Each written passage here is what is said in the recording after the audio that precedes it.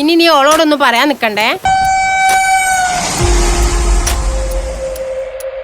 അച്ഛനറിഞ്ഞാലേ നീ എന്റെ ശവത്തെ താലിയിട്ടേണ്ടി വരും.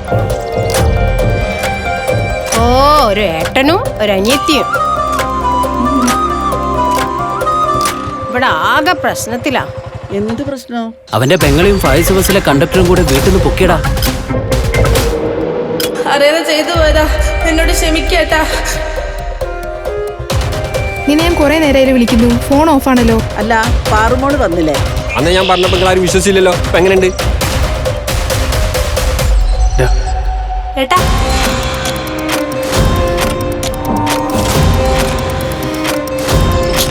അടാ അഖിലിന്റെ ഫോൺ സ്വിച്ച് ഓഫ് ആടാ.